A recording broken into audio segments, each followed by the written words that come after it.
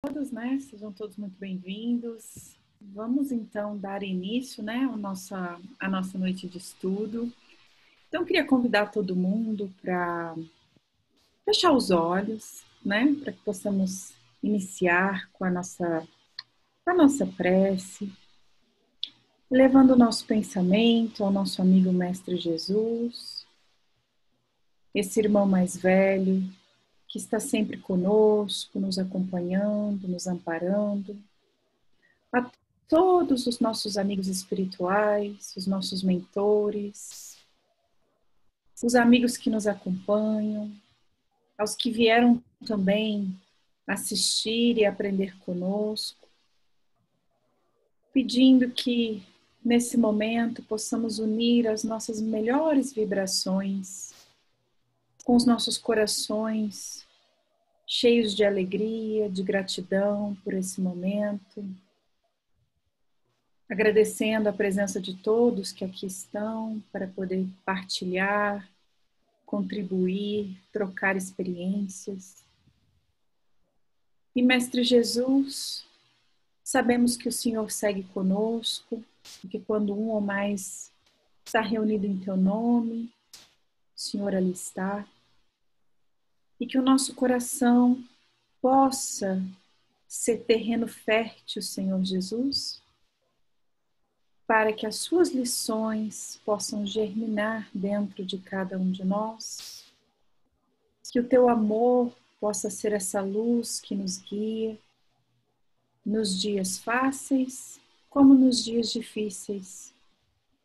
E que assim, Jesus amigo, com teu ensinamento possamos moldar os nossos pensamentos, deixando sempre voltado para o alto, para o bem, para que possamos seguir aí avante, nessa nossa jornada, nessa nossa encarnação, nesse mundo que sabemos que nos traz bastantes desafios, mas que contigo, Mestre, com o auxílio da espiritualidade, nós saberemos vencê-los. Obrigada, Mestre Jesus. Vamos dar início, então, ao estudo de hoje, com muita alegria no coração. E que assim seja, graças a Deus. Assim seja. Muito bem. Umas breves palavras sobre Jorge, né? Jorge Elahá na formação profissional dele, acadêmica, é engenheiro eletrônico pela Universidade Federal do Pará, é mestre em administração pela Universidade Federal de Rondônia, também analista do IBGE, é espírita desde o ano de 1980. Atuou em grupos de jovens e atua desde 87 na Federação Espírita de Rondônia, nas áreas de estudo doutrinário e de unificação do movimento espírita. Ele está falando em Porto Velho e nos falará hoje sobre a transição planetária. Jorge, seja muito bem-vindo e, mais uma vez, muito obrigado por aceitar o nosso convite. Assim como obrigado a todo o grupo que está aí ouvindo você, por estar conosco nesta tarde, noite ou madrugada, dependendo de onde as pessoas estiverem. Muito obrigado. Olá para todos, uma boa tarde, uma boa noite e uma boa madrugada para todos nós que estamos nesse momento ligados através da internet, por esses canais extraordinários que nós possuímos hoje para a nossa comunicação e para a divulgação da doutrina espírita. O nosso objetivo hoje é nós trabalharmos efetivamente com relação a um dos temas mais interessantes que a doutrina espírita nos apresenta, seja pela riqueza daquilo que ela traz, seja pela nitidez do entendimento que o espiritismo oferece sobre esse tema, e seja também pela oportunidade de estudarmos isso exatamente no momento histórico que nós estamos vivendo dentro do nosso planeta. Estamos falando especificamente de um dos temas mais debatidos dentro do movimento espírita atual, chamado a transição planetária. Este conceito transição planetária é um conceito tipicamente espírita e que nós não encontramos com facilidade em outras doutrinas, até mesmo as doutrinas assemelhadas à doutrina espírita, com os conceitos de evolução e os conceitos relativos aos aspectos da reencarnação. Porque é um termo cunhado por Allan Kardec à época em que estava trabalhando o processo de entendimento e codificação da mensagem espírita. Apesar desse termo, transição planetária, ser um termo tipicamente espírita, ele não é um conceito que podemos dizer que ele existe apenas dentro da doutrina espírita. Porque nós já encontramos discussões a esse respeito muito antes do surgimento da mensagem espírita. O judaísmo, por exemplo, que é a primeira doutrina monoteísta sobre o planeta, ela também fala de uma transformação do mundo, de uma mudança, de um mundo novo, de uma nova era. Mas essa nova era, para o judaísmo, ela se dá a partir da chegada do Messias para o nosso mundo. Essa é a razão pela qual os judeus, analisando seus textos, dizem que o Messias ainda não chegou porque a chegada dele marca o início de uma nova era para o planeta de paz, prosperidade, harmonia, e como isso não se deu até o momento, então, no conceito judaico, o Messias ainda não teria vindo. O cristianismo também possui muitas informações a respeito desse fenômeno de mudança do nosso planeta. A primeira informação que nós iremos obter sobre esse assunto, ela aparece especificamente no Evangelho de Mateus. Quando nós nos debruçamos sobre o livro de Mateus, nós vamos encontrar no capítulo 22 da obra um discurso longo que Jesus faz. O discurso que Jesus realiza nesse capítulo já é um discurso que ele faz na época da chamada Semana Santa. Ele já estaria em Jerusalém, já estaria participando da convivência com os últimos dias de sua participação na história do planeta. Então, Jesus, à porta do templo, faz um discurso.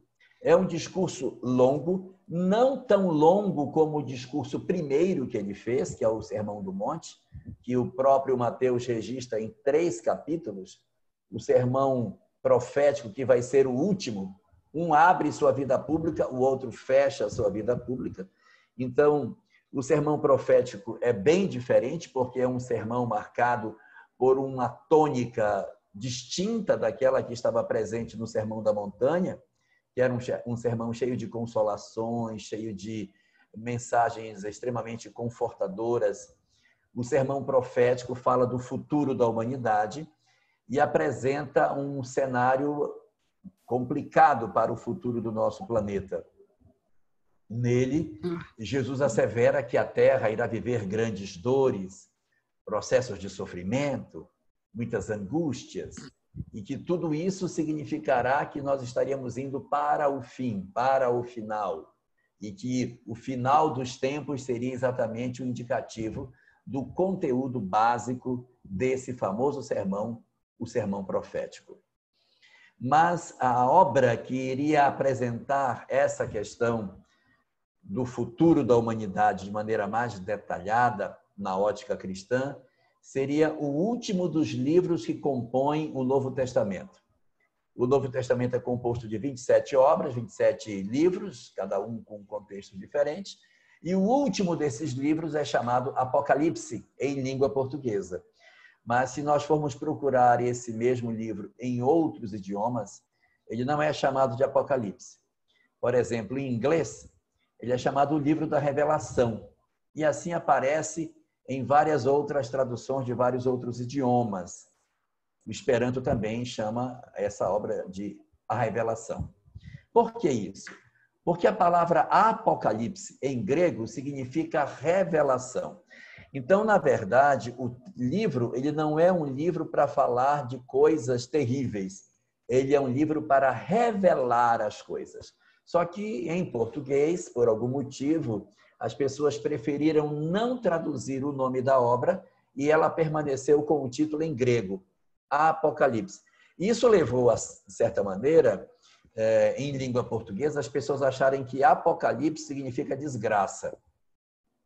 E as pessoas dizem, nossa, mas isso aí é uma fala apocalíptica. A fala apocalíptica é uma fala reveladora. Ela não é uma fala desgraçadora ou infelicitadora. Mas Apocalipse, na nossa leitura comum, acabou tomando o lugar de coisas terríveis, de informações extremamente drásticas. E, na verdade, não é exatamente isso que o livro Apocalipse contém. A obra Apocalipse é uma obra dividida em 22 capítulos e ela está contida dentro do Novo Testamento e ela pode ser observada como se ela fosse composta de 3 partes. A primeira parte dessa obra fala de um julgamento, do cenário de um julgamento que vai acontecer, em que o próprio Cristo comparece, envia carta para as igrejas iniciais do cristianismo primitivo. Então, faz todo um cenário. E aí, inicia-se a segunda parte desse livro, que é a abertura do livro da vida. O livro da vida tem 7 selos. Então, vai se abrir o primeiro selo, aí abre o primeiro selo, acontece uma coisa. Abre o segundo selo, acontece uma segunda coisa. Terceiro selo, quarto selo. Quando chega no quinto selo, o quinto selo também é chamado de primeiro ai. Quinto selo é o primeiro ai. O sexto selo é o segundo ai. E o sétimo selo é o terceiro ai. E para fazer mais suspense ainda, o terceiro ai, que é o sétimo selo, é subdividido em 7 trombetas. Então, quando abre-se o sétimo selo, que é o terceiro ai, um anjo toca uma trombeta. E depois que toca essa trombeta, acontece mais alguma coisa. Toca a segunda trombeta. Então, vão ter 7 trombetas dentro do terceiro ai, que é o último dos 7 selos do livro da vida.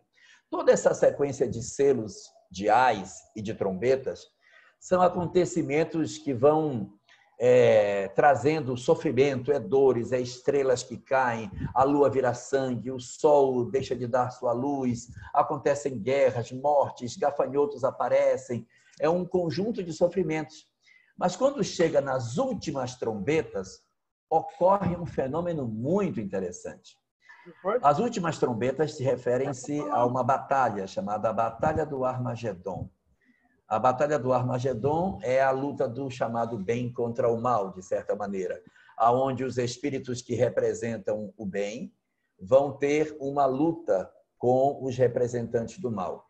E nessa batalha que acontece, o Cristo sai vencedor, o demônio, assim chamado dentro do texto, é vencido, e a Terra, então, indo para a última parte do texto, depois da Batalha do Armagedon, a Terra se apresenta renovada. É um local maravilhoso, sem a presença do mal, onde as pessoas vivem em paz e se constitui dentro do planeta Terra uma sociedade harmônica voltada para Deus e com as características que identificam tudo aquilo que nós gostaríamos que a nossa sociedade fosse. Então, a bem da verdade, o Apocalipse ele não traz uma notícia ruim. É que a gente se fixa muito na parte dos ais, dos sofrimentos, das angústias. Mas é uma história de final feliz, que nós poderíamos até comparar com a Semana Santa. Que as pessoas adoram se fixar na Semana Santa no quê? No momento da crucificação, no martírio do Cristo, seu flagício. Mas a gente acaba não se concentrando na maior das mensagens do período da chamada paixão, que é a ressurreição do Cristo. A comprovação da imortalidade, da sobrevivência da alma e da impossibilidade da morte vencer os corações que se amam. Então, essas informações, que são a vida, elas acabam tomando menos espaço porque nós adoramos ficar fixados naquilo que é negativo. A mesma coisa acontece no Apocalipse, em que nós nos debruçamos sobre a obra assustados com a parte referente aos sofrimentos que estão ali citados, e não nos atentamos para o final feliz que a história possui, na qual o mal é vencido pelo bem e, portanto, a Terra se transforma num lugar muito melhor, para que nós possamos habitar. Esta é a visão que o cristianismo, de certa maneira, o cristianismo clássico, possui sobre essa ideia das transformações que o planeta pode vir a passar nos próximos tempos, no chamado final dos tempos. Mais especificamente, observando o que a literatura espírita dispõe sobre o assunto, nós podemos enveredar por caminhos muito mais ricos e detalhados e retirando informações extremamente preciosas para um entendimento mais nítido conforme aquilo que a literatura espírita dispõe sobre esse assunto e que nos oferece um manancial enorme de informações profundamente consoladoras a demonstrar para nós que todas as coisas seguem o ritmo e o padrão estabelecidos pelo Senhor do universo, o Senhor de todas as coisas, o Criador, Deus. Então, o que fala o Espiritismo sobre isso? Detalhes sobre essa questão de transição planetária, nós iremos encontrar, de certa maneira, na obra básica, em duas obras fundamentalmente. Uma delas, o Evangelho segundo o Espiritismo, de 1864, onde Allan Kardec faz um cenário dos mundos e fala sobre esse processo de evolução que eles atravessam, mas ele não é muito detalhado sobre isso. E uma outra obra que trata sobre isso, de maneira mais rica, sobre essa transição dos planetas, é a Gênese, de 1868, a última das obras básicas escrita por Allan Kardec. Então, nós vamos ter no Livro dos Espíritos alguns comentários curtos de alguns detalhes que só o Livro dos Espíritos possui e que às vezes nos passa despercebido. Então, agora, nós vamos mergulhar naquilo que Kardec nos coloca e vamos tentar costurar esse conhecimento para fazer um entendimento mais claro do que o Espiritismo nos propõe.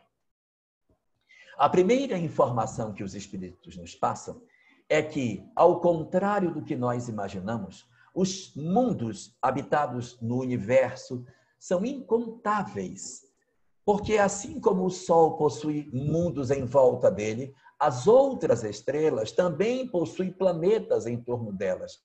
E nesses planetas, comunidades espirituais também ali encarnam, num propósito de crescimento e de desenvolvimento espiritual, até porque os espíritos, eles não pertencem aos mundos. Nós não somos propriedades dos planetas.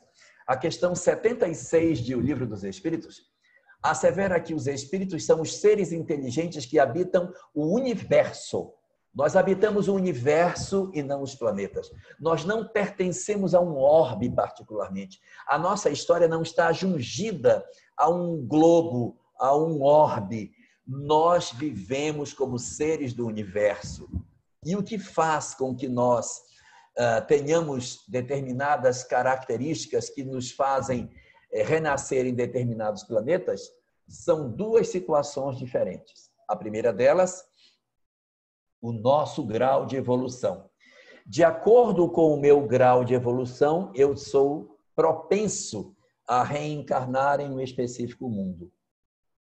Se eu sou mais evoluído, eu tenho a tendência de encarnar em mundos mais evoluídos. E se eu sou uma alma ainda mais atrasada, eu tenho a tendência de encarnar no mundo mais primitivo. Eu falo tendência porque existem os fenômenos de intercâmbio espiritual, onde espíritos mais avançados podem vir trabalhar em mundos mais atrasados para deixar uma lição, um trabalho de missão, como existe o caso de espíritos que são típicos de mundos mais atrasados e que possuem a concessão de terem uma encarnação em um mundo mais evoluído para ganharem conhecimentos e poderem retornar para seus mundos acrescidos de saberes para, de certa maneira, acelerar o desenvolvimento do orbe ao qual eles estão prioritariamente ligados. Então, duas características nos ligam aos planetas. Primeira delas, a nossa evolução espiritual. E a segunda, a vinculação com os nossos amores, o vínculo com os nossos amados. Porque no universo existem muitos mundos semelhantes à Terra. O que faz a gente encarnar aqui? O fato dos nossos amores estarem aqui. Quando os nossos amores migram para outro tipo de mundo, nós ficamos desejosos de segui-los. E nós iremos segui-los se a gente conseguir preencher a segunda característica, que é a evolução. Se os nossos amados evoluem e a gente não consegue, então a gente perde, ainda que temporariamente, a concessão de permanecer próximo dos nossos entes queridos, embora nós continuemos o nosso processo evolutivo no nosso ritmo, até que a gente consiga a concessão mínima suficiente para reingressar nas comunidades onde os nossos amados nos esperam com ansiedade, para que a gente possa se reunir e retomar a nossa história de maneira conjunta. Então, os mundos, eles existem no universo em graus de evolução distintos. E, por conta disso, Allan Kardec faz uma divisão, uma classificação desses mundos. No livro Evangelho segundo o Espiritismo, são apresentados apenas 5 tipos, mas o livro dos Espíritos apresenta um 6º tipo, que corre por fora desses 5. No capítulo 4 do livro, no capítulo 3 do livro Evangelho segundo o Espiritismo, nós vamos encontrar 5 tipos. Os mundos primitivos, marcados para a encarnação dos espíritos no início da evolução.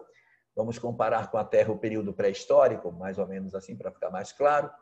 Em seguida, os mundos de provas e expiações, que são mundos diferentes, com espíritos com outra dinâmica, e esses nos interessa saber mais de perto. Eles possuem alguns atributos muito fortes. Esses espíritos que renascem em mundos de provas e expiações são espíritos muito ligados à inteligência, são espíritos muito inteligentes, são espíritos que são intelectualmente muito desenvolvidos, diferente do primeiro, são espíritos que são inteligentes, mas a moral atrasada, portanto, constituem sociedades infelizes, dolorosas, porque trazem muito egoísmo, muito orgulho na estrutura das suas construções sociais, existe muita indiferença e muita dor por conta disso, e são planetas onde existem muitos sofrimentos que nós geramos para nós próprios pela maneira como nós nos organizamos. O livro dos Espíritos, o livro Evangelho segundo o Espiritismo, quando trata desse tipo de mundo, diz que nós temos uma tendência de sermos almas endurecidas porque ficamos muito fixados nas nossas imperfeições.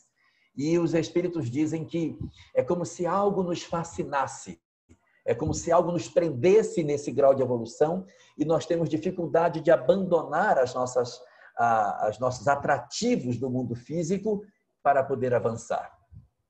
É como se nós tivéssemos alguma espécie de droga que nos fixasse na condição espiritual que estamos, impedindo que nós avançássemos de maneira significativa.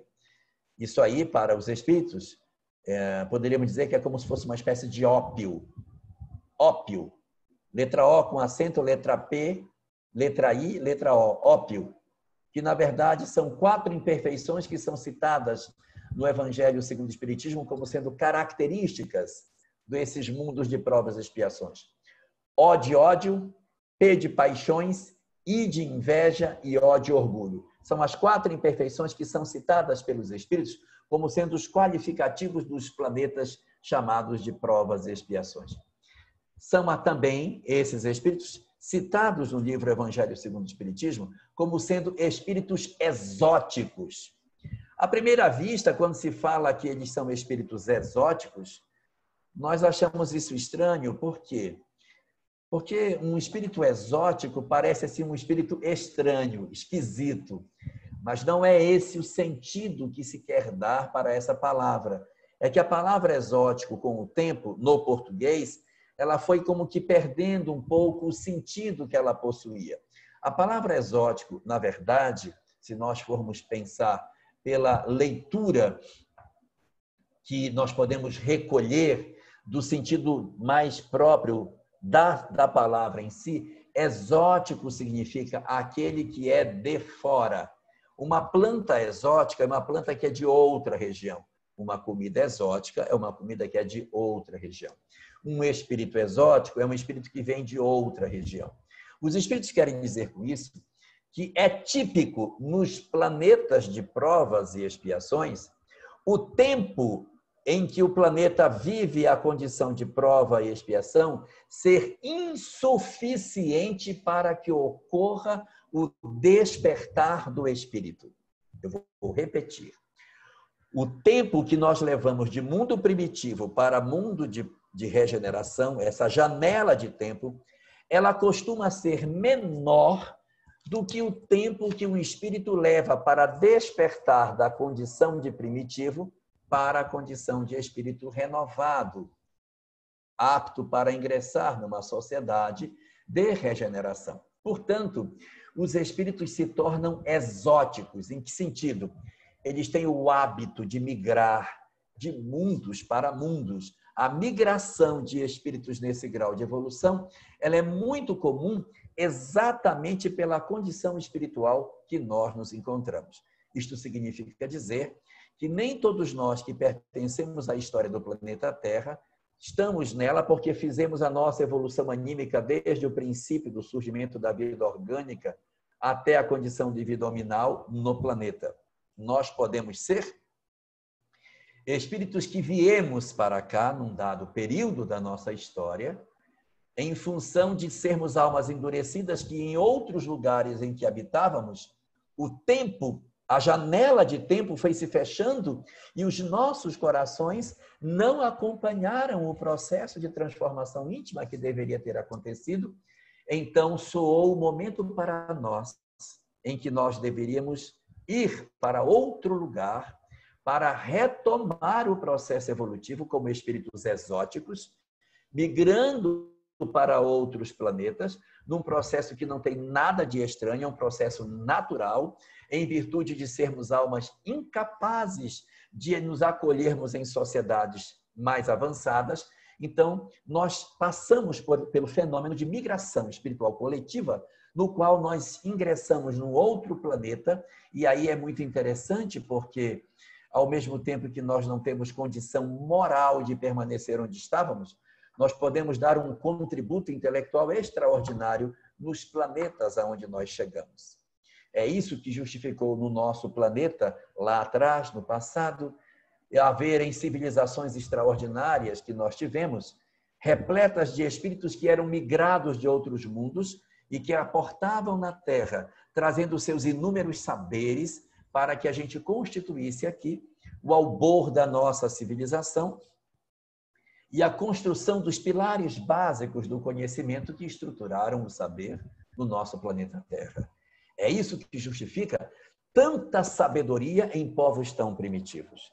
É isso que nos dá a entender a engenharia que existia numa época em que não se conhecia quase nada. As obras de arquitetura, a construção do direito, a habilidade de trabalhar conceitos filosóficos, os dons da compreensão da imortalidade da alma e, fundamentalmente, as extraordinárias obras religiosas concebidas a épocas tão remotas como os Vedas, escrito há 5.800 anos, o Mahabharata, de onde se destaca o Bhagavad Gita, escrito há 5.200 anos, e tantas outras obras extraordinárias, como a Cabala judaica, que possuem todas essas obras citadas, conceitos muito próximos com os da doutrina espírita, porque são conceitos herdados, doutrinas entregues prontas para aqueles que para cá vieram, para que eles não se perdessem no processo de despertamento espiritual que fariam na terra longínqua que a terra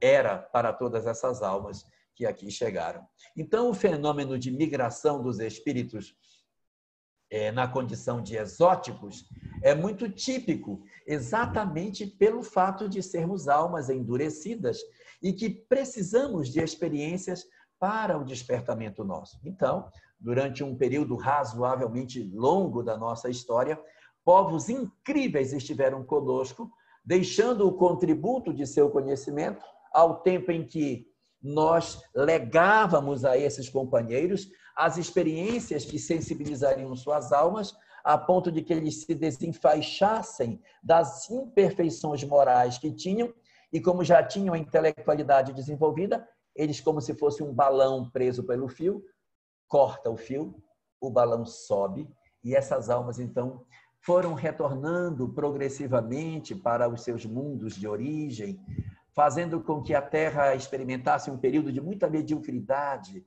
quando eles partiram daqui, inaugurando na nossa história o chamado período da Idade Média, em que a nossa ignorância não conseguiu saber lidar com os saberes incríveis que haviam sido deixados, e nós então corrompemos os saberes, destruímos a filosofia, esmagamos a ciência, destruímos a fé.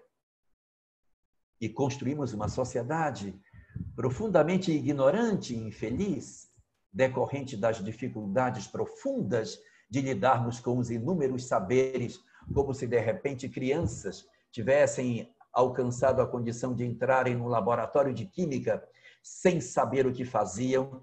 Assim fomos nós durante a Idade Média, quando recebemos uma herança extraordinária de saberes, daqueles que progressivamente foram partindo da terra e deixando para nós as suas heranças de saberes extraordinários, que nós quase perdemos, não fosse o esforço da espiritualidade em reencarnar na época do Renascimento uma quantidade grande de gênios para que retomassem esse saber e nós reconstruíssemos o fio da história e pudéssemos chegar até os nossos dias atuais. Então, os mundos de provas e expiações são mundos marcados exatamente por essas características dolorosas. Por conta disso, nós temos nos mundos de provas e expiações, fundamentalmente, se a gente pudesse resumir, 4 tipos de espíritos que encarnam nesses mundos.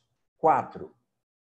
É uma divisão didática, não tem nada de absoluto. É só para nós entendermos de maneira mais nítida essa condição.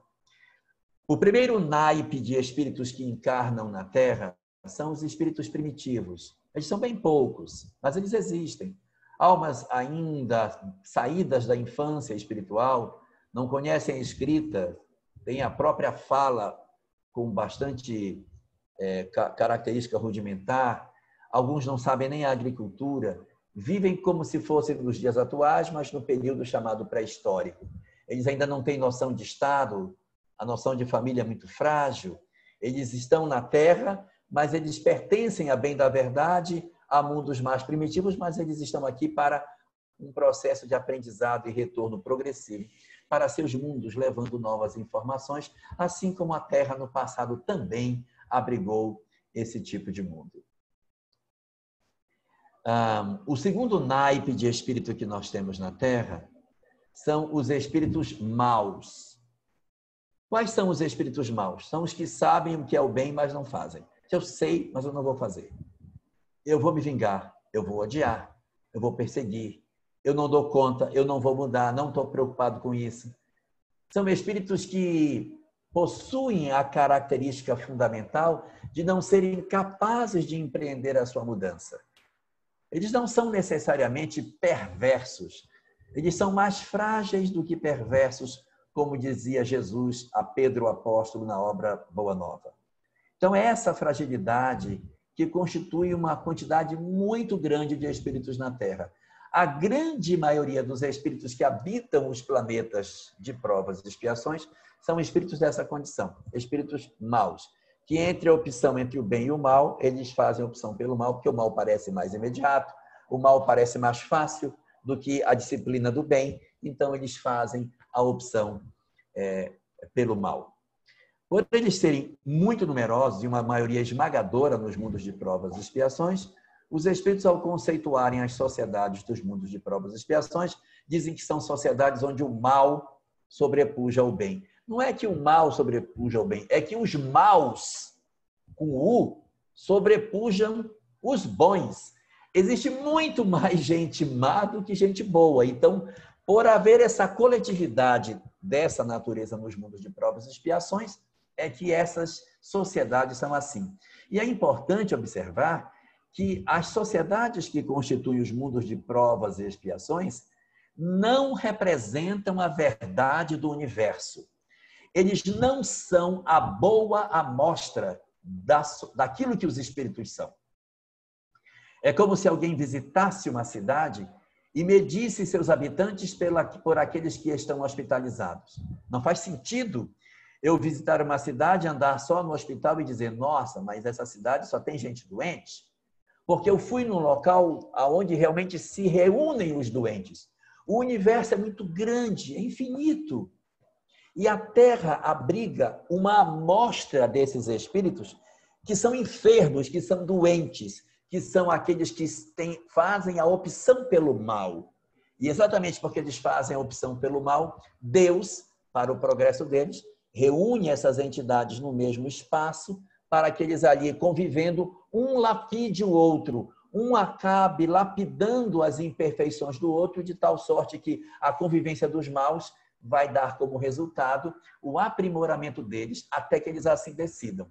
Enquanto eles decidirem pelo mal, permanecem no mal, permanecem na condição de provas e expiações, migrarão de mundos para mundos, não passarão para outra condição espiritual até que descubram que o bem é bom. Enquanto isso não acontecer, serão espíritos exóticos migrando de mundo para mundo na tentativa de se renovarem, e as leis nos esperarão pelos milênios afora até que aprendamos as suas regras e estejamos aptos para ingressarmos nas sociedades que podem receber aqueles que são almas renovadas do ponto de vista espiritual.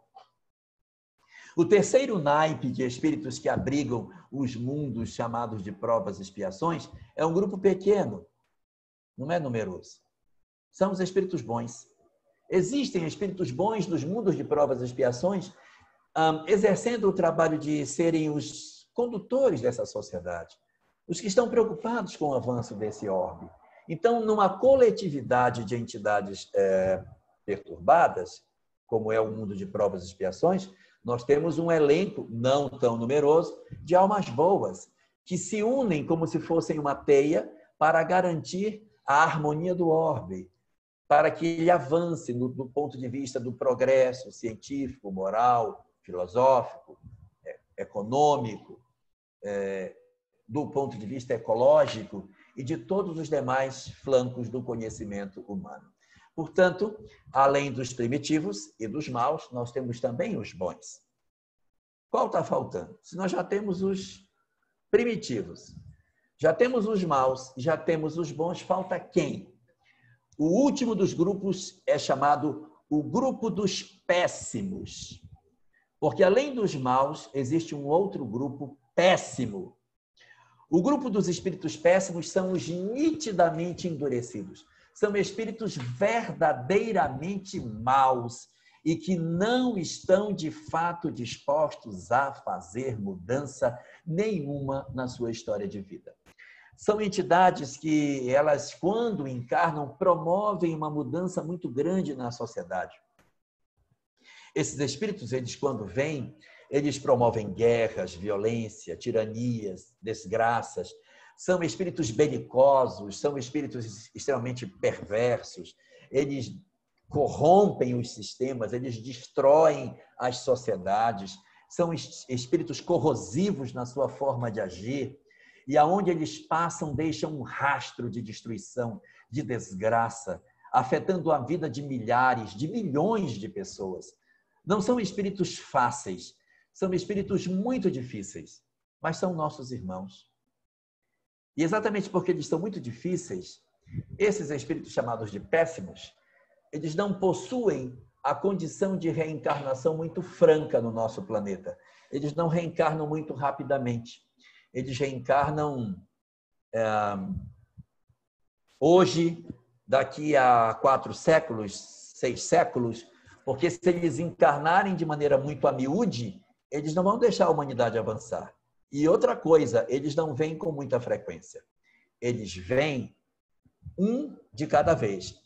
Vem fulaninho A, os outros ficam. Aguarde, porque se forem muitos juntos, vocês vão perturbar o planeta. Então, eles permanecem no mundo espiritual como que guardados.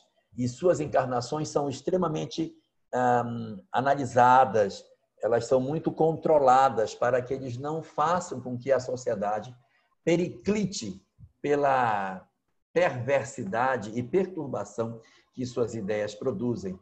Também eles vêm na área do vício, trazendo vícios, degradação moral, promiscuidade, eles são espíritos bastante difíceis, mas eles precisam reencarnar porque eles precisam avançar. Então, são essas as 4 características dos habitantes dos mundos de provas e expiações.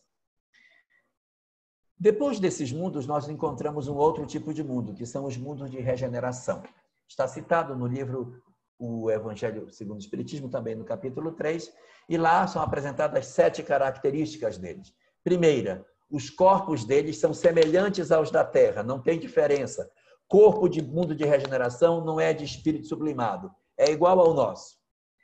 2, é uma sociedade em que eles sentem um alívio enorme, eles se comportam como se eles tivessem pulado um período difícil, eles estão agora aproveitando um período de paz. Característica número 3, não são mundos superiores.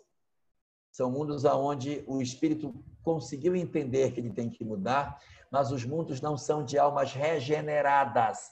Ele é de mundos de regeneração. É onde os espíritos vão se regenerar, mas eles não estão ainda regenerados. 4ª característica é uma relação forte com o Criador. A fé é uma das coisas fortes nesses mundos, diferente dos mundos de provas e expiação, onde a descrença e a frieza são características muito fortes. 5ª característica, um senso de justiça, um desejo de uma sociedade mais igualitária, mais harmônica, onde a justiça social se faz de maneira mais nítida. Diferente dos mundos de provas e expiações, onde a desigualdade social ela ocorre e boa parte da sociedade é indiferente à dor do seu semelhante. 6ª característica, eles estão livres das paixões que corrompiam os corações dos homens. São aqueles que venceram o ópio, venceram o ódio, a paixão, a inveja e o orgulho. Quando nós vencermos isso, estamos aptos a sermos espíritos dos mundos de regeneração. E, por último, eles são falíveis. Eles podem ingressar no mundo de provas, de mundo de regeneração. Mas se eles não conseguirem se encaixar nesse modelo de sociedade, eles podem perder essa concessão e voltarem para encarnar em mundos de provas e expiações. Isso não está negando o princípio da evolução, porque todas as conquistas que eles tiveram continuam neles, apenas a sociedade em que eles habitam é que vai mudar em função do crescimento que eles não conseguiram fazer. A nossa questão começa daí para frente. Porque além desses mundos primitivos, mundos de provas e expiação, mundo de regeneração, há outros 2 mundos, que são os mundos superiores e os mundos celestiais, que nem é tão pouco que se sabe deles que a gente até nem se arvora a falar muito. Mas os mundos superiores são aqueles onde o bem sobrepuja ao mal e que hoje não nos interessa de maneira particular. Então, são esses 5. Mas eu disse que o Livro dos Espíritos falava de um que não estava nessa classificação. É verdade. Só o Livro dos Espíritos fala de um outro tipo de mundo, chamado mundos transitórios, não confundir com mundos de transição. Mundos transitórios são aqueles onde nem sequer existe a encarnação dos espíritos. São planetas onde a vida orgânica ainda nem começou. A Terra já foi isso. No período pré-cambriano, quando ela ainda era uma bola de fogo incandescente, e nós estávamos ainda nos períodos da chamada teoria heterotrófica da origem da vida, em que nós estávamos ensaiando a formação da vida orgânica para o surgimento das primeiras células no planeta. Então, no período anterior à encarnação dos espíritos, nesses planetas, nós estamos falando de mundos transitórios. Os espíritos não encarnam neles, apenas param, pousam e depois seguem. No futuro, eles vão começar a ser mundos primitivos, depois segue a sequência. Então, a sensação que a gente tem quando vê esse tipo de situação é que os mundos são como se fossem degraus. Eu tenho um mundo primitivo e pula um degrau, passa para provas e expiações. Aí tem um degrau, ele pula para a regeneração. Errado. A evolução não se dá por degraus, ela é uma rampa. Nós subimos milimetricamente essa rampa, abandonando características de provas e expiações a cada dia, avançando na direção da condição de mundos de regeneração. A grande questão a saber é qual é o método do qual Deus se vale para promover o fenômeno da chamada transição. Porque, ora, se eu sou mundo de provas e expiações e eu vou lentamente me transformar num mundo de provas de regeneração, é como se eu tivesse uma coisa que ela está vermelha e ela vai lentamente abandonando os tons vermelhos, vai começando a acompanhar para o amarelinho, e o amarelinho vai transformando, vai virar verde. Quando eu olho, aqui já é verde, mas aqui é vermelho. Mas há um longo caminhar em que essa cor vai se transformar uma coisa na outra. Qual é a estratégia que Deus se utiliza para promover isso? Inspirados por aquilo que está disposto nas obras religiosas antigas, como o cristianismo, que apresenta o Apocalipse como a forma da transformação da Terra, há muitas pessoas que acreditam que a transformação do planeta vai se dar a partir de uma coisa desgraçadora. Ou é uma catástrofe sem tamanho, vai acontecer um terremoto, uma tsunami, um maremoto, vai cair um meteoro no planeta, vai acontecer uma coisa horrível que metade da população vai se acabar. Ou vai ter uma guerra pavorosa que vai ser uma guerra nuclear, que vai arrasar com a humanidade e aí nós vamos sofrer desesperadamente. Ou será uma doença que vai acontecer no planeta e que vai enclausurar todo mundo em casa e as pessoas apavoradas sem saber o futuro. Qual será desses instrumentos que serão utilizados para promover o processo da transição? A obra Gênesis, no seu capítulo 18, quando fala os tempos são chegados, os sinais dos tempos, que são os 2 tópicos desse capítulo, que tratam sobre a questão da transição, nos surpreendem profundamente porque vão nos contar que a transição planetária não se dará por catástrofe, por guerras e por pandemias. Não se dará. Embora, durante o período de transição, possa acontecer catástrofes, guerras e pandemias. Mas não são elas que identificam a transição. Sabe por quê? Porque terremoto sempre teve, maremoto sempre teve, guerra sempre teve e doença sempre teve. O próprio século XX, nos anos 18 a 20, teve na Terra uma pandemia chamada a gripe espanhola, que, segundo dizem, teria levado 30 milhões, 50 milhões, alguns falam até de 100 milhões, ninguém sabe ao certo, mas foi muita gente que desencarnou nessa pandemia.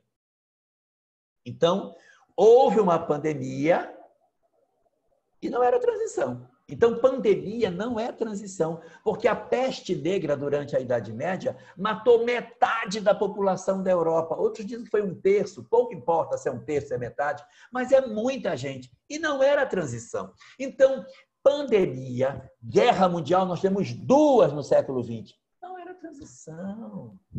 Ou se era, não era isso que caracterizava o fenômeno da chamada transição planetária.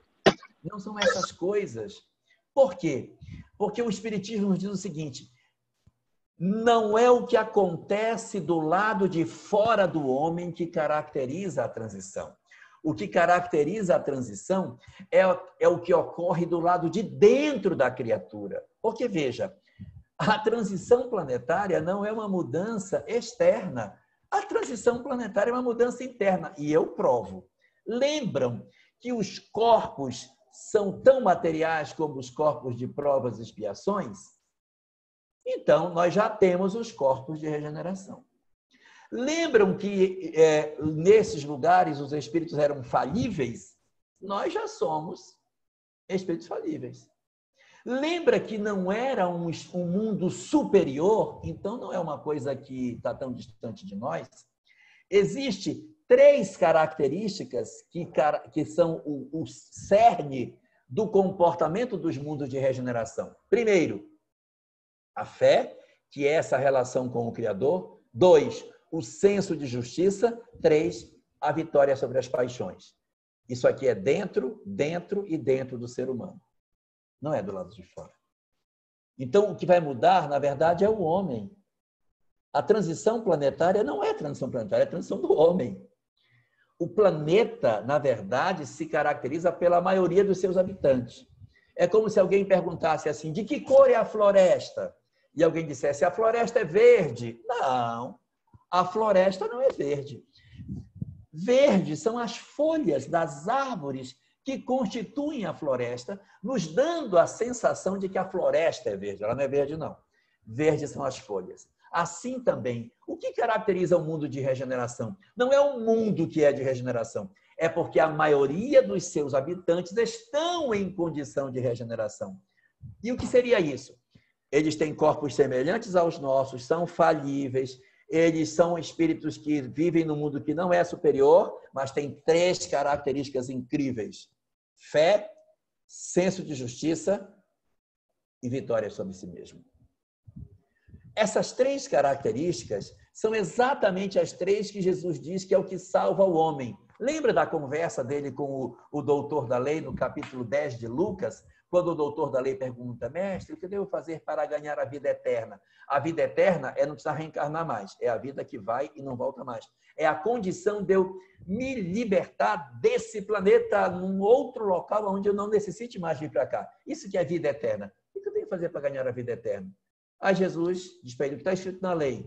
Como é que tu lês? Aí o homem diz, amar a Deus sobre todas as coisas, que é a relação com o Criador, e ao próximo, senso de justiça, como a si mesmo, vitória sobre as paixões. Está lá na lei, estava lá já, isso já estava escrito. Era isso que eram as características, para que sobrasse para nós apenas uma, que é a questão do alívio, a 7ª das características, porque o alívio é exatamente a sensação que a gente tem quando vence as nossas imperfeições morais e ganha a concessão de uma sociedade melhor. Portanto, dentro desta ótica, não cuidemos nós de que o que vai caracterizar a Terra como regeneração é uma desgraça coletiva. Não. Não são as entranhas do planeta que vão se revolucionar, como diz Kardec. Não é um movimento geológico que vai dizer a Terra mudou. Não são coisas de fora. É uma ilusão achar que, olha, pronto, agora teve uma desgraça, agora entramos na transição. Não, gente. A transição é interna, é minha, sou eu. É o meu processo de transição que tem que acontecer. A transição vai acontecer quando nós fizermos um processo de mudança. Então, para ser mais claro, vamos pegar aqui 2 fenômenos. Tivemos a pandemia da gripe espanhola há um século atrás. Horrível, terrível, todo mundo de máscara, hospitais lotados, uma loucura. Depois que a pandemia passou, o que foi que nós aprendemos e que tiramos de lição dessa experiência? Nada. A pandemia veio, vivemos a loucura que ela representava. Quando ela passou, nós não mudamos o nosso caráter em nada. Então, essa experiência, ela não nos foi útil para uma mudança interior. Um século depois, coincidentemente, estamos vivendo uma nova pandemia, exatamente 100 anos depois. A pergunta é, nós vamos tirar alguma lição disso? Se nós não tirarmos nenhuma lição disso que estamos vivendo, essa pandemia não aproveitou para nós. Nós não estamos conseguindo tirar nenhum proveito disso. Está acontecendo um fenômeno lá fora e dentro de mim nada. Lembremos nós que o reino de Deus está dentro de vós. É dentro que se opera o processo de transformação da nossa humanidade. Então, o que se espera para esse período de transição é o despertar da sensibilidade do homem. É bem provável que essa pandemia deixe em nós algumas reflexões. O fato de estarmos em casa, o resgate das relações familiares, mais tempo para a pessoa ficar com ela mesma, os processos de autoconhecimento que estão surgindo, tudo isso são lições maravilhosas que nós estamos tirando desses períodos de pandemia. Eu sei que tem os óbitos, eu sei que tem as falências, as tristezas e todos os sofrimentos que decorrem de todos esses fenômenos. Mas é importante nós observarmos a longo prazo o que a sociedade como um todo, o que a humanidade vai retirar de lição de tudo isso. É o amadurecimento das nossas condutas diante daquilo que nos ocorre que demonstra que nós estamos efetivamente despertando para um fenômeno de transição. Então, esqueçamos o que ocorre fora e pensamos no que ocorre dentro. É isso que vai ser a nossa transição. E aí, do ponto de vista mais técnico, que a gente tem muitas curiosidades, né? Vamos ver o que de curiosidades técnicas está registrado nas obras espíritas sobre o que ocorre durante esses períodos da chamada transição. O que é que, de fato, se dá para que a gente consiga promover as nossas mudanças interiores. Então, é o seguinte. Dizem os espíritos que antes dos chamados períodos de transição, o que é que nós temos no planeta? Nós temos aqueles 4 naipes de espíritos reencarnando. Os primitivos encarnando, indo e vindo. Os maus vindo com bastante frequência. Os bons vindo com um afastamento grande entre 2 encarnações, porque os bons não precisam estar toda hora aqui. E os péssimos também com um afastamento entre as suas encarnações, porque senão eles desandam a história da humanidade. Quando se aproxima o período da transição, algumas mudanças no mundo espiritual acontecem. O que é que muda? Muda porque é necessário saber se realmente nós aprendemos as lições. É a hora de fazermos a prova final. Se tudo que foi semeado em nós, em tantas encarnações, por diversas religiões, em várias culturas, em vários lugares do mundo, se nós aprendemos realmente a lição. Você aprendeu que o bem é bom? Já está desperto? Já está convencido de que você precisa fazer o que é certo? Está consciente de tudo isso? Se você está consciente disso, então chegou a hora de nós verificarmos se isso é verdade. Então, o que acontece na hora da transição? Eu preciso medir se você está bem. Eu preciso saber se você realmente fez a opção pelo bem. Então, eu vou testar você.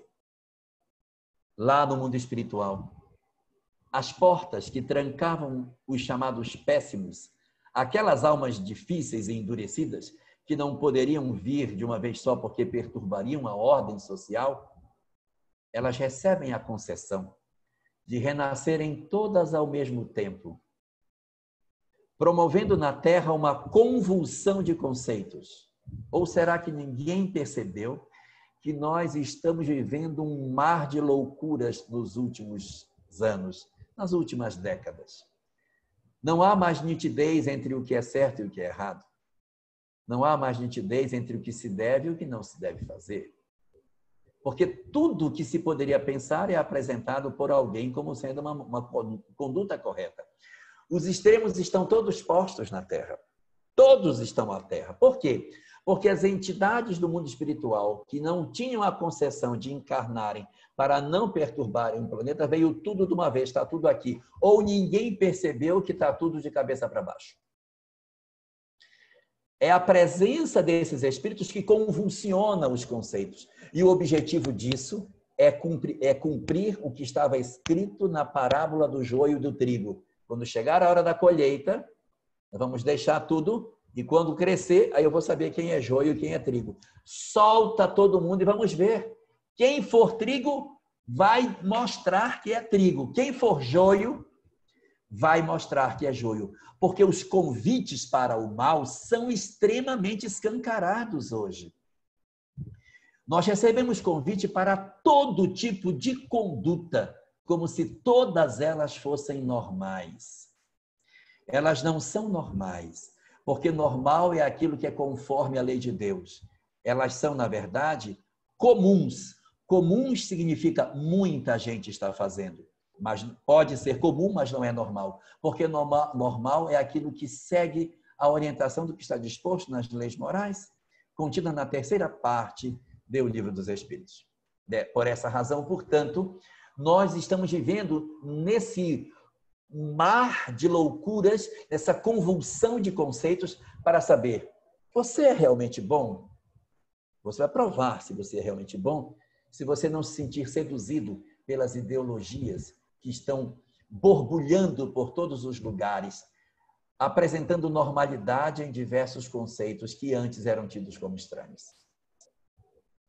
A razão desses movimentos, que são catalisadores, porque eles vão identificar quem nós somos, são duas. É saber quem nós somos, evidentemente, e, ao mesmo tempo, oportunizar a esses companheiros enlouquecidos a chance de mudarem. Porque, ao reencarnarem, eles também passam pelo esquecimento do passado. Eles também passam por um abafamento do seu ego. E aí é possível resgatar essas almas, mesmo no turbilhão que representa os fenômenos de transição que os planetas passam durante esse período. Então, nós estamos vivendo exatamente isso, mas não precisa ninguém ficar apavorado, porque nós não estamos sozinhos. O exército das almas, também chamadas de boas, também descem com muito mais frequência. E nós temos um exército de espíritos bons acenando o que é positivo, chamando a humanidade para a transformação. Vejam a quantidade de almas luminosas que têm surgido no planeta, nos sensibilizando para valores que são valores positivos. Isso é a representação do bem derramado sobre o nosso orbe. Então, abrem-se as duas comportas e você vai decidir por qual porta você vai entrar. Decida qual é o caminho, quem é você, descubra quem é você. Você venceu realmente e pode ingressar no mundo de regeneração? Se você está pronto para isso, você não vai ouvir os convites do mal, você vai seguir com o convite dos bons. Então, você pode ser contado entre os bem-aventurados, mas você pode fazer um movimento errado, equivocado, enveredando pelo lado outro, aceitando os convites e se abraçando com essas pessoas. E ainda tem uma terceira situação, é que você, olhando as propostas que os outros trazem, dizem assim, eu odeio essas pessoas, eu tenho ódio desse povo, eu quero matar essas pessoas. Isso também nos revela. Então, vai nos revelar se nós amamos o mal, se nós odiamos o mal, porque essas duas condutas mostram que não estamos prontos para a mudança ainda, não estamos, ou se nós somos capazes de, mesmo vendo os convites do mal, cerrarmos fileira com o bem, sabendo que o bem nunca pode usar as armas do mal para defender as suas ideias. O bem nunca pode se servir do mal para divulgar aquilo que ele sabe. O bem só usa as armas do bem. O mal usa a arma que quiser. Os maus até usam as armas do bem, mas o bem nunca usa as armas que o mal possui. É nesse cenário que nós nos encontramos. E nesse processo de transformação, os espíritos são identificados entre aqueles que permanecem no orbe e aqueles que vão seguir para outros lugares. Semelhante àquilo que está dito no Apocalipse, quando fala que no final dos tempos haverá a batalha de Armagedon. O que nós estamos vivendo é a batalha de Armagedon. O bem contra o mal está exposto. Ligue a televisão e você vai ver a disputa do bem e do mal dentro da sua casa. Então, era essa batalha do Armagedon da qual se falava no Apocalipse. As catástrofes, os cataclismas, não eram do ponto de vista físico. Eram cataclismas nos valores, nas ideias, nos conceitos, porque está tudo sendo destruído, está tudo sendo desmontado, remontado, reconstruído, está havendo guerra de ideias, violência de ideias. É isso que está se dando dentro do coração dos homens. Essa é a verdadeira transição planetária que nós estamos passando. E quando esse fenômeno está acontecendo, os espíritos vão selecionando aqueles que não permanecerão mais no planeta e que serão retirados para construir novas sociedades em outros lugares, a ponto de nós podermos dizer que no passado houve espíritos que vieram exilados de outras estrelas para cá. E são muitos conhecidos pela obra de Emmanuel, uma estrela em particular que tinha um dos seus mundos que enviou vários espíritos para cá. Mas ela não é a única. Outros mundos também no universo possuem esse processo de transição e também migram aqueles que não conseguem acompanhar seu ritmo. Mas por conta dessa estrela ser muito conhecida, fala-se muito dos exilados de Capela, os migrados de Capela. Nós seremos, se não nos ajeitarmos do ponto de vista emocional, conhecidos como os migrados do Sol, os exilados do Sol. porque vamos abandonar aqui o nosso sistema, indo na direção de outro lugar onde a gente vai continuar o processo evolutivo que nos é próprio. Então, quais são as conclusões finais que podemos tirar de tudo isso? A primeira de todas elas é que, a despeito de tudo que nós pensamos, o nosso mundo não está à deriva. Essa aparente desordem que nós enxergamos é fruto da ordem. É um processo de aparente caos para revelar quem nós somos. Não tenhamos dúvida. O mundo espiritual articula direitinho para saber em qual dos lados nós vamos nos enfileirar. Então, não existe, na verdade, desordem nem caos. Existe uma mobilização do mundo espiritual para que nós nos revelemos. Esse é que é o plano da espiritualidade. O plano é esse, para que você se defina. Quem é você? Você vai dizer. E com relação a todas as dores, sofrimentos e angústia que podemos passar, não esqueçamos. Somos almas imortais, viajores do tempo, habitantes do universo. Estamos num processo de crescimento e, se nós não pudermos permanecer na Terra, continuaremos em outros lugares. Não tenhamos dúvida. A evolução, ela vai acontecer em nós. Se pudermos permanecer na Terra, ótimo.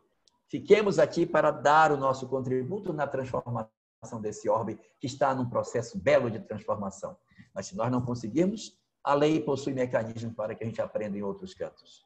E não esqueçamos nunca que Deus nos reserva sempre, invariavelmente, o melhor a todo dia e a todo instante.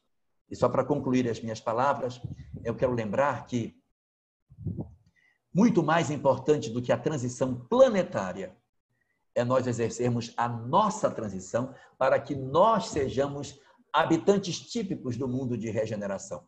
Porque se a Terra mudar ou não mudar, isso é menos importante. O mais importante é que eu mude. Então, paremos de nos preocupar tanto. Ai, meu Deus, tomara que a transição venha logo. Mude você. Transforme-se você naquele elemento que tem aquelas 7 características, das quais 4 delas são morais. A relação com Deus, o senso de justiça, a vitória sobre as suas paixões e a sensação de alívio. Que a gente foque nisso, porque se nós fizermos isso, nós estaremos mudando dentro e colaborando com o mundo. Não tem como mudar dentro sem colaborar com o mundo. Mas que a gente faça a mudança interior. Não espere mais nada do lado de fora, mas descubra a importância de nós trabalharmos desde agora na nossa mudança interior, que começa pelo nosso lar, na convivência mais próxima dos nossos entes queridos, valorizando as relações familiares, que são o que nós temos de mais importante nessa existência. E assim, a vitória que nós tanto buscamos, que às vezes queremos fazer fora do lar, está dentro de casa, nas relações com aqueles que Deus nos deu para conviver. Pensemos nisso, aproveitemos o momento e façamos tudo o que nós pudermos para dar o melhor contributo possível na mudança que o nosso planeta tanto espera para os dias atuais que nós vivemos. Jorge, deixa eu tomar um fôlego para falar alguma coisa aqui, porque realmente foi uma viagem para o interior nosso. Eu fico até com mais medo depois da sua palestra, né? Porque me conhecer a nós mesmos é muito difícil, dar de frente com a gente mesmo. A partir de agora, algumas pessoas vão fazer algumas perguntas, e nós vamos respeitar as mãozinhas levantadas. Então, aqueles que simplesmente abrem o microfone e falam, por favor, vamos respeitar. O primeiro é o Fábio, depois é a Simone. O Fábio, que é de Belém do Pará, ele vai falar com você agora. Fábio? Oi, Elahá. Muito obrigado pela sua aula, né? De sempre. Amigo, me ocorreu o seguinte. Você falou na gripe espanhola, que faz 100 anos, e há 100 anos havia passado apenas 60 anos. E o codificador trouxe para nós a nossa amada doutrina. Poucas pessoas conheciam ainda, não era esse mundo globalizado de hoje, né? Imagina, 60 anos depois, já estava espalhado por muitos lugares, mas não era assim como é hoje. 100 anos depois, né? No nosso caso agora. E ocorreu o seguinte, o fato de conhecer essa teoria dos mundos, tudo isso que você falou agora, né? De alguma forma, excluindo a parte do sonambulismo, né, que a doutrina trouxe hoje, porque é o movimento espírita já traz hoje como desdobramento, né, mas o sonambulismo, excluindo isso, que eventualmente a gente pode receber alguma informação, né, quando está em sonambulismo, o fato de conhecer isso, intelectualmente, eu digo, facilita, de alguma maneira, facilita? Questão 982 de O Livro dos Espíritos pergunta Kardec aos Espíritos: é suficiente crer na manifestação dos Espíritos e professar o Espiritismo para garantir uma boa sorte na vida futura? Está conferindo aí, Maria Livramento? É suficiente crer na manifestação dos Espíritos e professar o Espiritismo para garantir uma boa sorte na vida futura? Ou seja, o conhecimento espírita garante uma boa sorte na vida futura? Garante felicidade no mundo espiritual? E os espíritos dizem que não. Porque se assim o fosse, estariam segregados todos aqueles que não o creem, que seria um absurdo. E ele diz qual é a condição para que você fique bem no mundo espiritual. A condição é a prática do bem. Porque a prática do bem, ela transcende doutrina, transcende religiões, transcende tudo. E o que ajuda na questão do conhecimento espírita? Ajuda porque nos facilita o despertamento, mas ela não é condição imperiosa para uma melhor situação no mundo espiritual. O que vai garantir realmente é a gente saber usar essa ferramenta. Então, o conhecimento espírita ajuda? Ajuda. Mas ele não resolve. O que resolve é usar esse conhecimento para que a gente possa fazer o bem. Se eu fizer o bem, independente de ser espírita ou não tenhamos dúvida, está garantida a nossa boa sorte no mundo dos espíritos. Simone vai falar agora e depois a Marileide.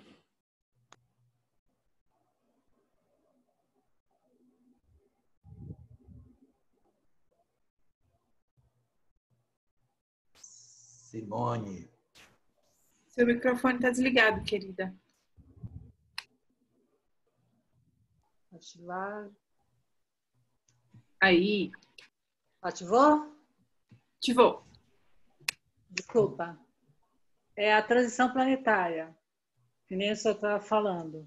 Que isso já vem há 100 anos atrás, com a peste negra, não é isso? E que Continue. isso tem que quem tem que mudar somos nós.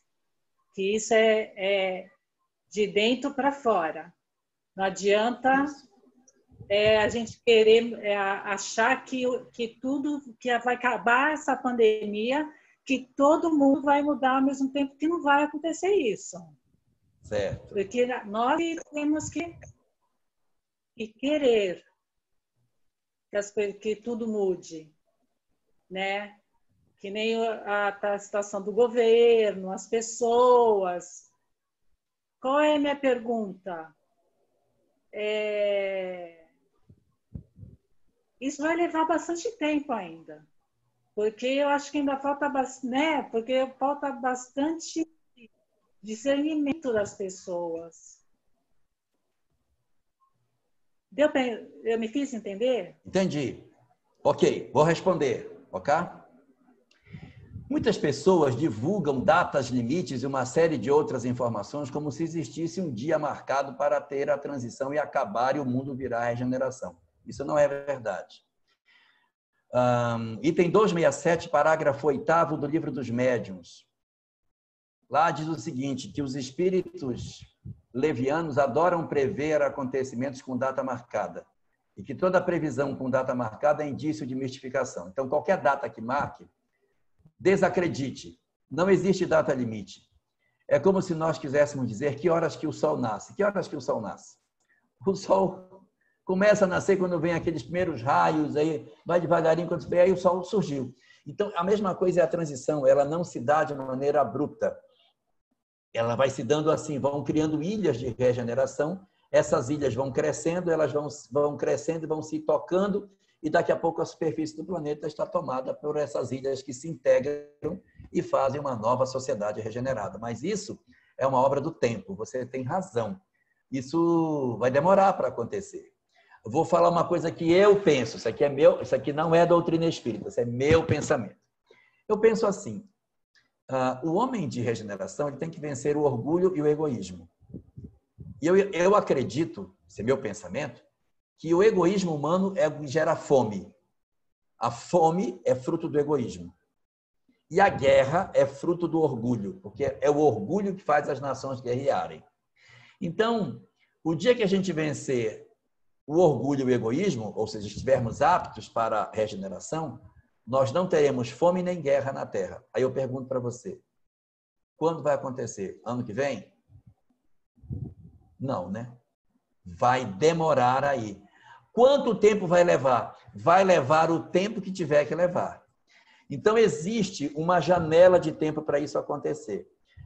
Os espíritos não falam, desde que a codificação veio, eles já falavam que isso já era o comecinho da regeneração e tal, mas não havia uma coisa muito mais palpável nesse sentido. Nós temos uma obra que trata disso de maneira mais perentoriamente posta, que é, eu vou depois lembrar, mas eu acho que é Religião, Reflexões Espíritas, se não me engano, no capítulo 19, acho que é essa obra, em que ele assevera que o momento mais significativo da transição planetária foi a partir da segunda metade do século XX.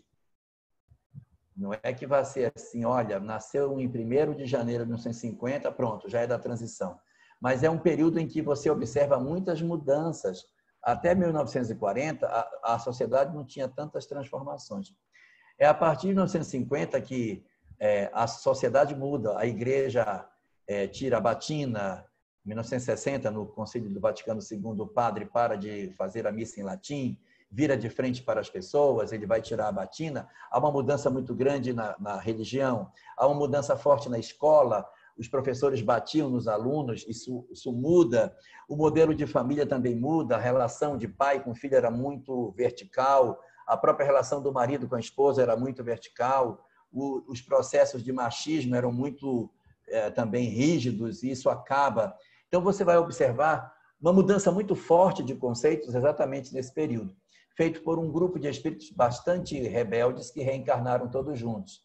Eles eram os antigos bárbaros que reencarnam novamente. Eles vão promover o movimento hippie. Então, eles quebram uma série de verdades e, como eles não são espíritos superiores, junto com aquilo que eles quebram, eles destroem também muita coisa boa.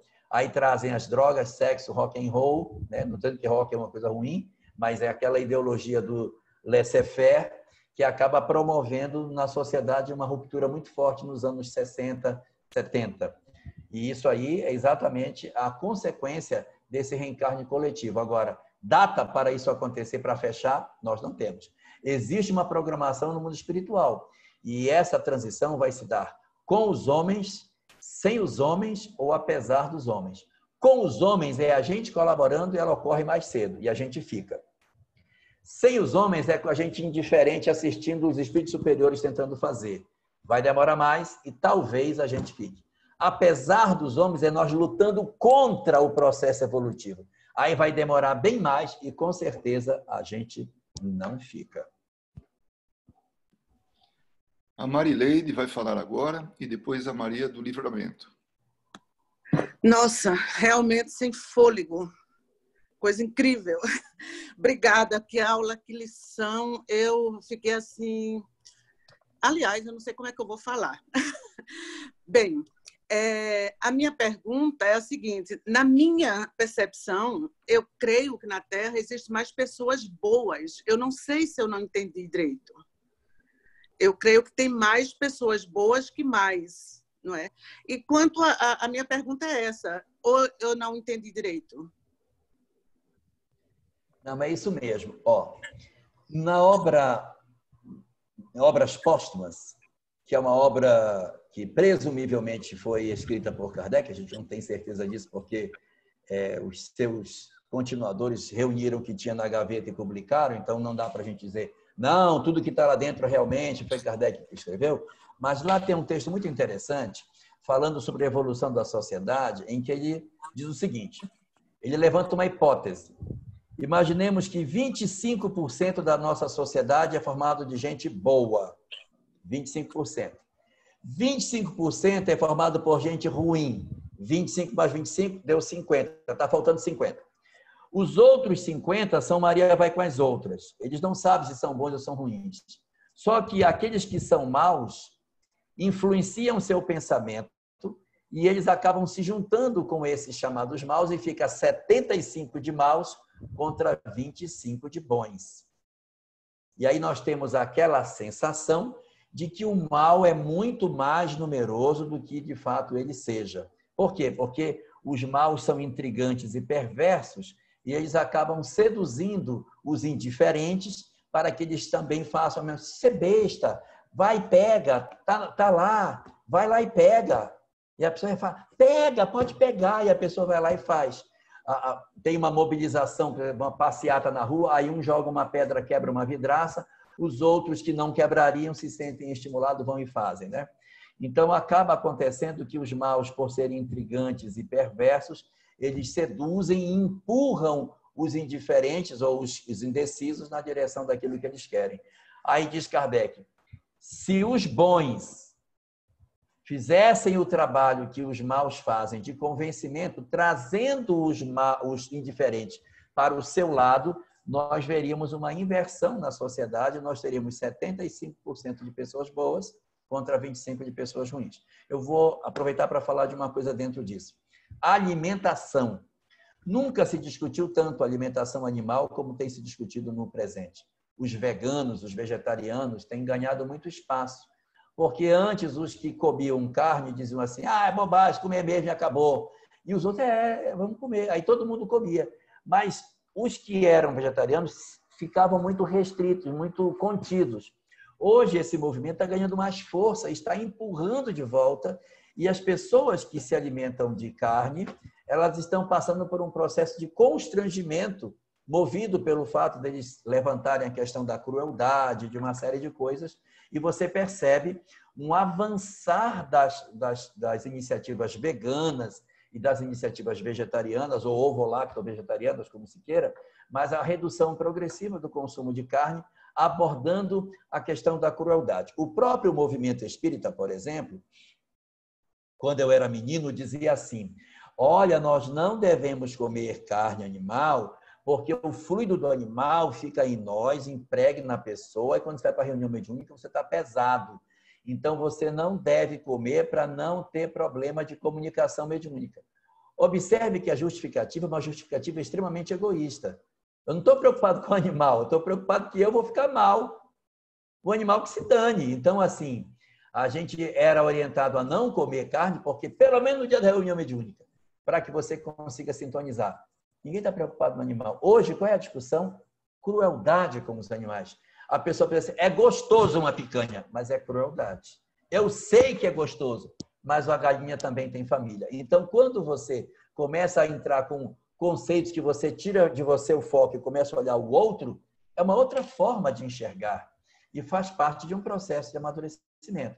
Então, você pergunta se os bons são maioria ou não.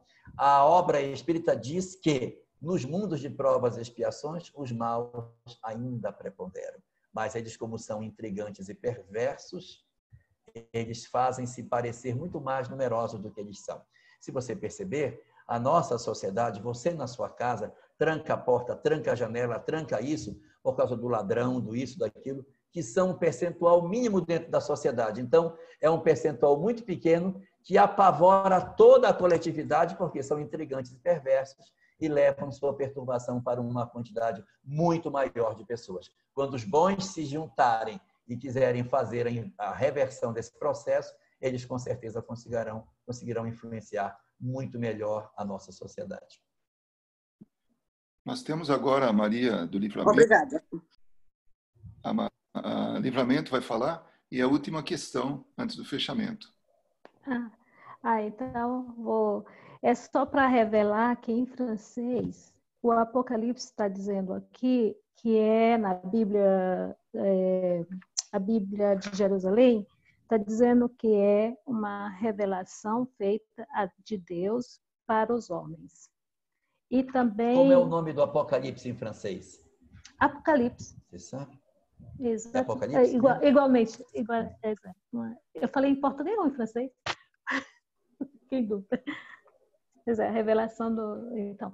E a outra coisa que eu achei muito interessante é sobre essa famosa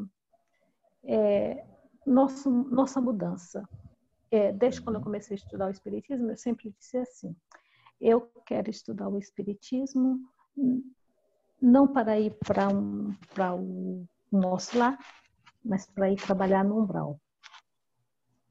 E muitas pessoas dizem, até louca de fazer isso. Eu digo, sim. Porque sim. Para que eu quero ir para o nosso lar? Aí todo mundo achava isso uma loucura minha. E eu tenho uma amiga que você conhece, pensa que nem eu. Então, eu acredito que é a partir do momento que a gente tiver essa consciência que temos de trabalhar para ir trabalhar no umbral.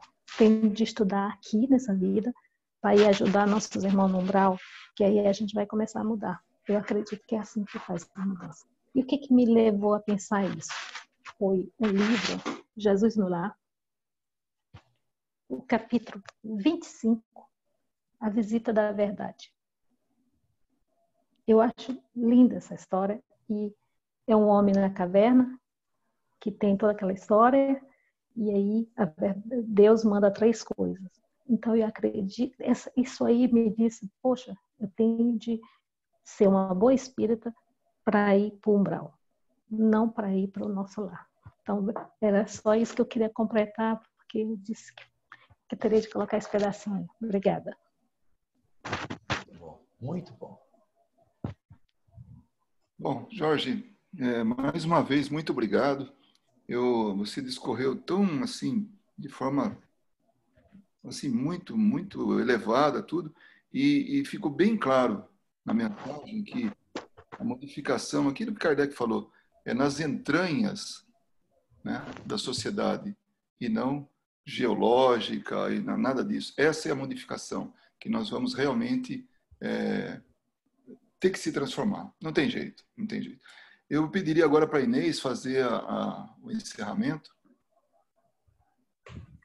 Jorge, que maravilha de oratória, de palestra, não tem nem como agradecer.